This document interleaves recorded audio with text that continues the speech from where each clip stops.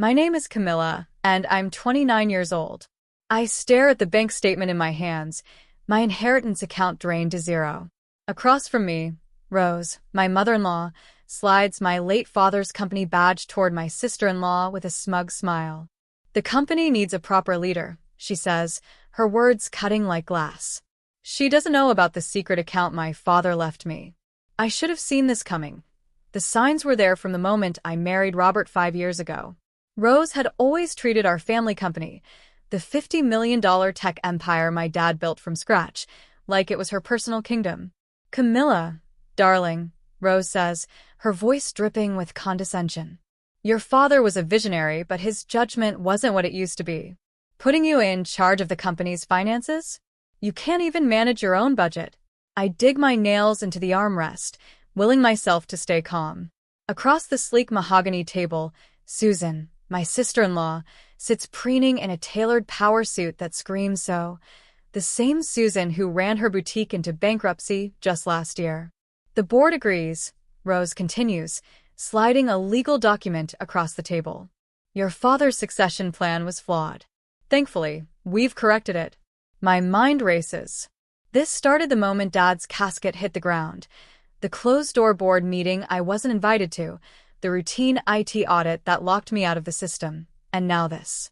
This is illegal, I say, forcing steel into my voice. Dad left me controlling interest in the company. I have the paperwork. Had the paperwork, Susan interrupts, her smirk razor-sharp. Funny how things disappear during office renovations, isn't it? The renovations.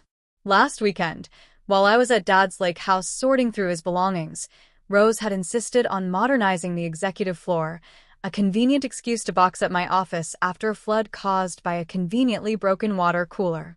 Don't be dramatic, Rose says, patting my hand like I'm a child. We're family. We'd never leave you out in the cold. You'll keep your job in accounts payable. It's where you belong. My phone buzzes in my pocket, a text from John, Dad's old lawyer. Don't sign anything. Check your email immediately. I need time to review these, I say, rising from the chair. The board meets in an hour, Rose snaps, her mask of civility slipping. This will be resolved today. As I head for the door, Susan's voice cuts through the air. Oh, Camilla? We'll need the keys to Dad's estate. As CEO, I'll be moving in. I pause, my grip tightening on the doorframe. Dad's voice echoes in my mind. Remember the chess player who always won. Sometimes you lose a few pieces to win the game. What Rose and Susan don't know is that Dad didn't just teach me accounting. He taught me to think 3 moves ahead. I step into the elevator, my fingers curling around the small silver key Dad slipped me just before he died. First National Bank. Box 2317. When the time comes, you'll know what to do, he had whispered. The safety deposit box at First National Bank feels heavier than it should in my hands. My fingers tremble slightly as I insert Dad's key, his voice echoing in my mind. In business, Camilla, always have a backup plan for your backup plan. Inside, I find a sealed envelope, a USB drive, and a small leather notebook. What freezes me in place, though, is a handwritten letter dated 3 days before Dad passed. My dearest Camilla, if you're reading this, Rose has made her move. She never forgave me for naming you my successor instead of Susan. The $2 million she stole, that was bait. The real inheritance is in the Cayman Islands. Account details are in the encrypted files on this drive. More importantly, check the security footage from my home office for the past month. Rose and Susan have been having some interesting midnight meetings. Love, Dad. My phone buzzes again, another text from John. Rose called an emergency board meeting for 3 p.m. Also, your husband's been asking questions about the company's offshore accounts. Robert. My stomach twists. How deep does this betrayal run? I plug the USB drive into my laptop, my fingers moving automatically to type the password I've known since childhood. The name of Dad's first company. Files flood the screen. Bank statements, recordings, emails, and a folder labeled insurance. Oh my God, I whisper, scrolling through document after damning document. Rose and Susan hadn't just stolen my inheritance. They'd been embezzling company funds for years. And Dad, brilliant as ever, had been collecting evidence the whole time. A security camera alert pings on my phone, movement detected in Dad's home office. Pulling up the live feed, I watch as Susan rifles through the desk drawers while Rose keeps watch by the door. It has to be here somewhere, Susan hisses, her movements frantic. The old man must have kept records of the Cayman accounts. Rose's voice is sharp. Keep looking. Once we find those accounts, we can transfer everything before the little princess figures it out. Robert says she hasn't checked her father's safety deposit box yet. My husband. My throat tightens. He's been in on this too. I start recording the live feed, my hand steady now. On the screen, Susan pulls open a drawer with a triumphant grin. There, she says, holding up a folder. Proof Camilla's been stealing from the company. Once I forge her signature on these documents, it'll look airtight. I've seen enough. I dial John, barely waiting for him to answer. Camilla, he says quickly, please tell me you've got something. The time has come. Oh, I have everything, I reply, my eyes locked on the live feed as Rose and Susan walk out of Dad's office with his stolen documents. Dad knew this was coming. He left a trail of breadcrumbs, and they just walked straight into his trap. The board meeting's in 2 hours, John reminds me. Perfect, I say, downloading the final files. That's all the time I need. Call Agent Sanders at the FBI. Dad apparently had several chats with her about potential corporate fraud. And John, make sure every board member is there. They won't want to miss this. As I gather the evidence, Dad's voice echoes in my mind, his favorite piece of advice. The best revenge isn't served cold, sweetheart. It's served with irrefutable proof and federal witnesses. Rose and Susan wanted to play chess. Fine. But they forgot one crucial detail. I was trained by the Grandmaster. The conference room hums with quiet tension as the board members settle in. At the head of the table, Rose sits with a calculated air of authority. Susan, smugly seated to her right, looks equally self-assured. Robert stands awkwardly near the door, avoiding my eyes. His guilt is written all over his face. For a brief moment, I almost laugh. Almost. Rose rises, her voice ringing out.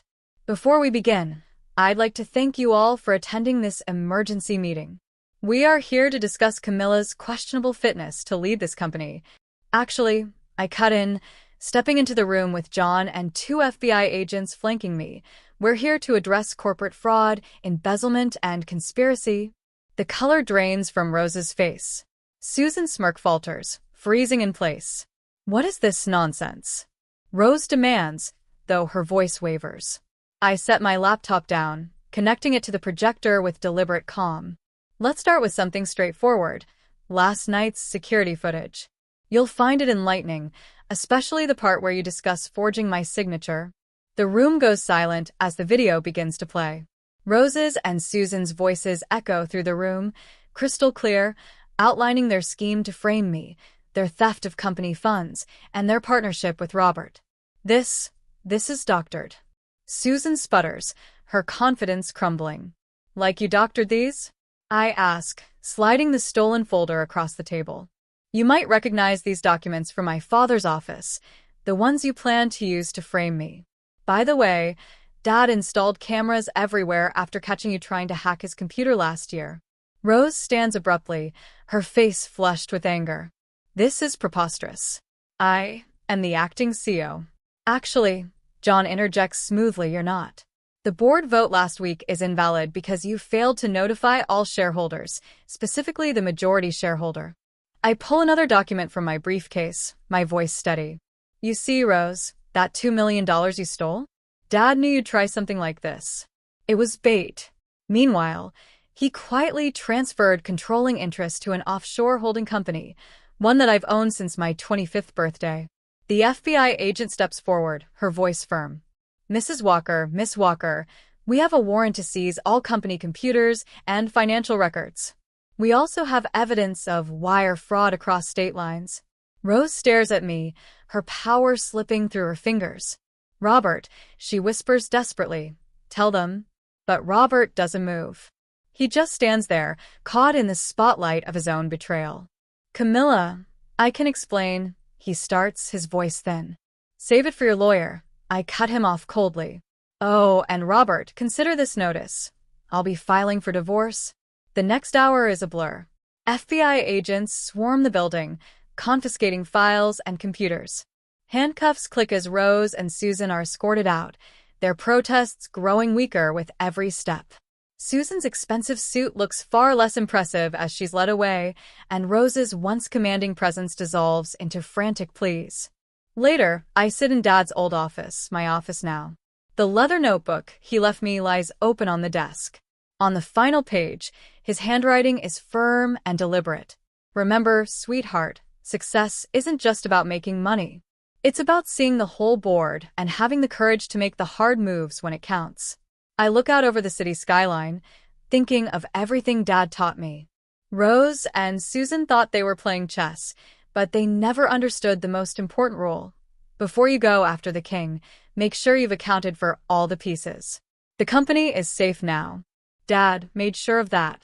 And as for the $2 million they stole, consider it the cost of unmasking their schemes. Sometimes losing a battle wins you the war. My phone buzzes, a text from John. Board approved your reorganization plan. Everyone's behind you now. I smile to myself, the weight of the past weeks finally beginning to lift.